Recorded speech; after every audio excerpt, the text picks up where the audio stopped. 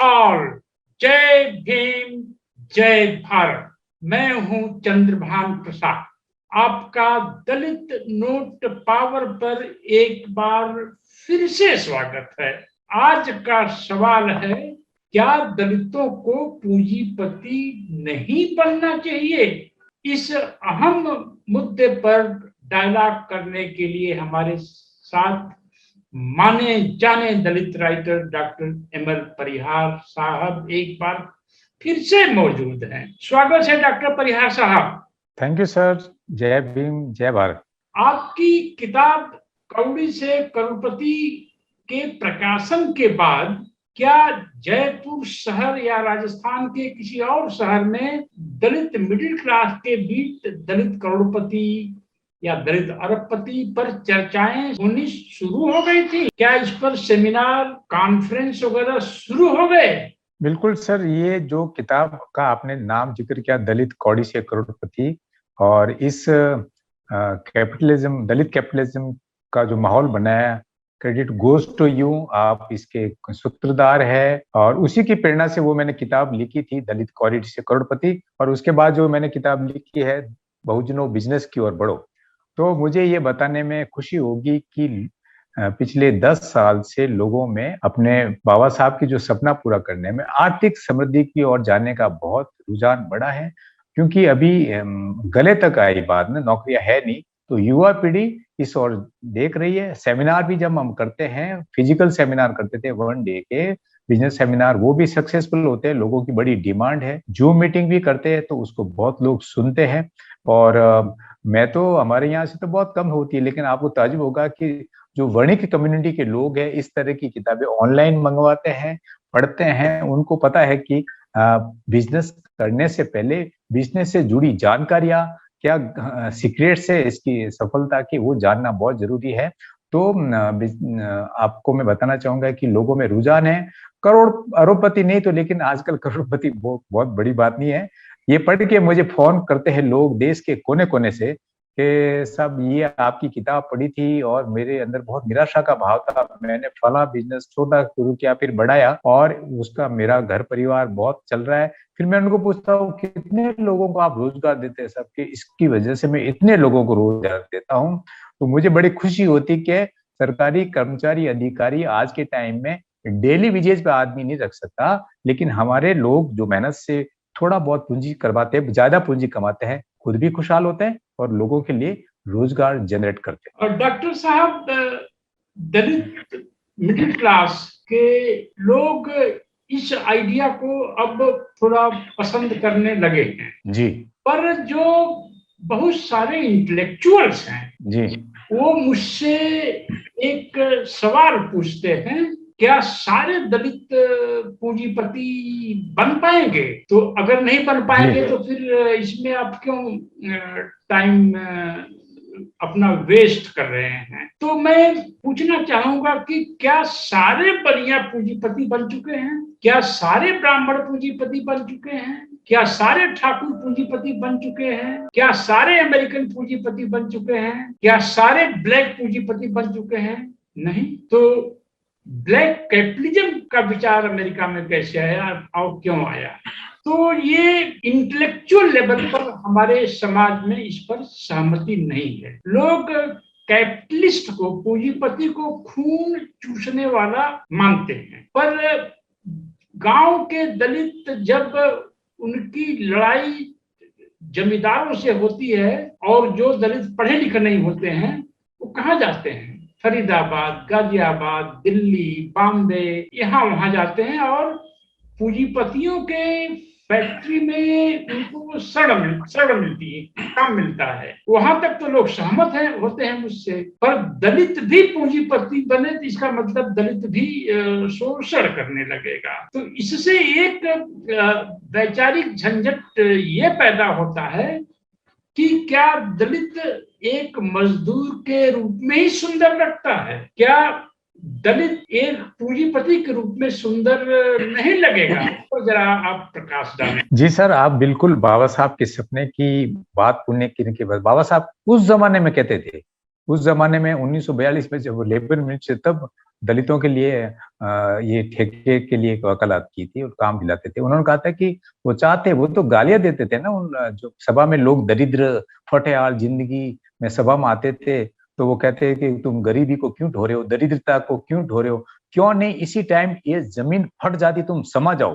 हालांकि वो गुस्से में नहीं कहते थे, उनका भाव अंदर से हमारे लिए कल्याण का था। तो गरीबों की को अपनी स्थिति सुधारने के लिए वो कितना कहते थे। अब आज के टाइम में पूंजीपति और पूंजीवाद को गाली देने का एक फैशन है। वो लोग कहते हैं कि सारी समस्याओं की जड़ यही है, पूंजीपति। उनको मतलब उनको पूरा पता नहीं है, या फिर धर्म के ठेकेदार सोने के सिंहासन पर बैठकर सादगी के उपदेश देते हैं। बड़े बड़े सिंहासन होते हैं, हो ये माया बड़ी मोहिनी है, ये माया बड़ी ठग है, इससे दूर रहो। फिर उनको पूछो क्या करो इस माया का, हो गया मेरे सारे कदमों में रख दो, मेरी झोली में डाल दो, मेरे पूजा स्थल में डाल दो, मेरे फलाने में डाल दो। मतलब माया से लोगों का, धन से, है ना, धन से नफरत करना सिखाया। और पूंजी को गाली देना, पूंजीपति को गाली देना, पैसा तो हाथ का मैल है। अरे नया नहीं होगा, मैल ही होगा ना, कमाने की हुनर नहीं है तेरे के अंदर, कमाने पैसा यूं ही थोड़ी कमाया जाता है। उसके लिए बड़ी हुनर चाहिए, उसके लिए मेहनत चाहिए, उसके लिए धैर्य चाहिए, उसके लिए डेडिकेशन चाहिए। कल आपने खाड़े साहब का इंटरव्यू लिया, वो व्यक्ति जिनके पिताजी दादर में एक पेड़ के नीचे मोची का काम करते थे, कितना मुश्किलों से निकले, और फिर पूरा गांव उनके अब उनका रेस्पेक्ट करता है।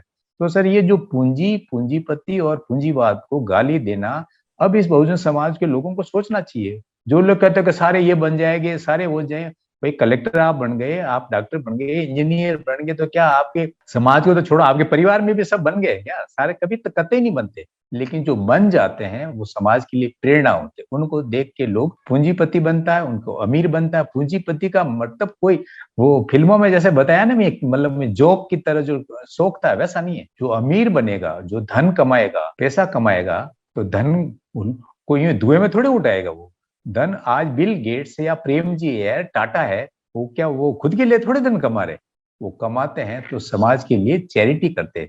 वो हेल्थ में, वो एजुकेशन में, वो समाज के वेलफेयर में, जब समाज में विपदा आती है तो वो सामने खड़े होके देते हैं।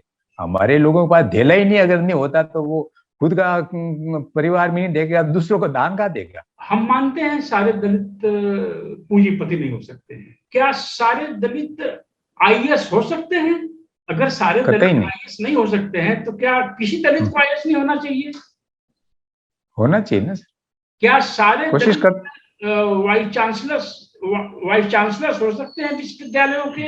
अगर नहीं तो क्या किसी दलित को वाइस चांसलर नहीं होना चाहिए? क्या सारे दलित प्रोफेसर हो सकते हैं? अगर सारे दलित प्रोफेसर नहीं हो सकते हैं तो क्या किसी भी दलित को प्रोफेसर नहीं होना चाहिए? तो ये इस बात को दलित मिडिल क्लास के बीच कैसे पहुंचाया जाए कि जो दलित करोड़पति है, अरबपति है, वह प्रेरणा का सबसे बड़ा स्रोत है, जैसे अमेरिका में होता है। बिल्कुल सर, जैसा आपने बताया कि सारे कलेक्टर, सारे डॉक्टर इंजीनियर नहीं बन सकते, लेकिन अभी देखो कितना बड़ा सोचने की बात है कि कलेक्टर का बेटा कभी कलेक्टर नहीं कहलाता, डॉक्टर का बेटा कभी डॉक्टर नहीं कहलाता, लेकिन सेठ का बेटा सेठ कहलाता है, अमीर का बेटा अमीर कहलाता है, क्योंकि उसको विरासत में वो चीज मिलती है। आज की परिस्थिति देखो ना, आप इसको आलोचना में मत दीजिए, मैं समाज को कहता हूँ कि आज की परिस्थिति में वो लोग धन्य हैं जो लोगों के लिए रोजगार जनरेट करते हैं। मैं भी बहुत ऊंचे ओहदे से मैंने वॉलंटरी रिटायर मिले, मैंने देखा कि आज के टाइम में सरकारी कर्मचारी, अधिकारियों की लिमिटेशंस है। वो डेली वेजेस पे एक कर्मचारी को नहीं रख सकता, लेकिन जिन लोगों को हम गालियां देते हैं, जिन जातियों को हम गालियां देते हैं, वो उद्योग, फैक्ट्री, इंडस्ट्री लगा के कितने लोगों के लिए जनरेट करते हैं रोजगार। इस अवसर पर मैं सर एक भगवान बुद्ध का उदाहरण देना चाहूंगा, उनकी शिक्षाओं का। अगर भगवान बुद्ध को अगर पूंजीपतियों ने, अमीरों ने, सेठों ने सहायता नहीं की होती तो ये, मैं दावे के साथ, मैं नहीं कहता, बड़ा इंटेलेक्चुअल कहते हैं, और उसमें से एक है, श्रावस्ती के बड़े सेठ थे अनाथ पिंडक, नाम तो उनका दूसरा था, लेकिन अनाथ पिंडक, गरीबों को दान करने वाला, भोजन के साथ वस्त्र है और कई तरह की दान। अगर अनाथ पिंडक ने श्रावस्ती में या और जगह जगह लोगों ने इतने विहार नहीं बनाए होते, भिक्षुओं के लिए रहने के लिए दिया होता, दान नहीं दिया होता, तो धर्म नहीं फैलता। एक दिन अनाथ पिंडक भगवान के पास बैठे तो वो कह रहे कि भगवान, व्यक्ति को धन क्यों कमाना चाहिए? वो कह रहे, तथागत बुद्ध ने कहा कि धन इसलिए कमाना चाहिए, गरीबी में जीवन गुजारना आदर्श नहीं है।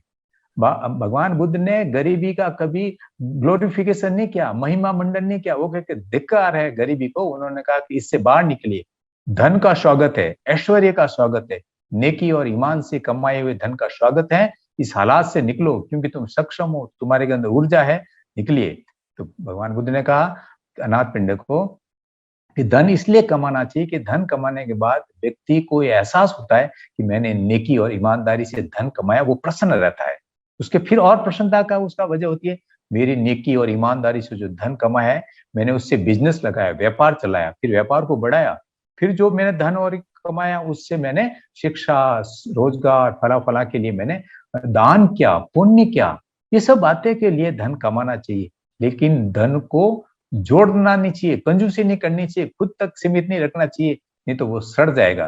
तथागत ने कहा धन कमाओ तो पे बैक टू सोसाइटी के लिए, समाज के कल्याण के लिए उसको लौटाना भी है। और आज के टाइम में भी 2600 साल पहले जो बात भगवान ने कही आज भी उतने ही ज्यादा रेलेवेंट है। डॉक्टर साहब, आपने बहुत अच्छा उदाहरण दिया। मैं अभी एक किताब पूरी किया हूं और उस किताब में मैं मनुस्मृति को का काफी जिक्र किया है कि किस तरह से मनुस्मृति में अछूतों को धन संग्रह पर पाबंदी थी और उसका असर आज भी मैंने इसीलिए करने की कोशिश किया है। मनुस्मृति में द्विज यानी ब्राह्मण, क्षत्रिय, वैश्य के लिए एक मैसेज है मनु का। मनु कहते हैं तुम्हें पुरुषार्थ करना चाहिए। तो अगर इसकी एनालिसिस की जाए तो पुरुष बाद में अर्थ जुड़ता है, यानी पुरुष होने का मतलब ही है अर्थ अर्जित करना। तो जो आप बता रहे हैं कि लॉर्ड बुद्धा ने ये बातें सबके लिए कहा था, मनुस्मृति में ये बातें केवल सवर्ण समाज के लिए कही गई थी। इस विचार को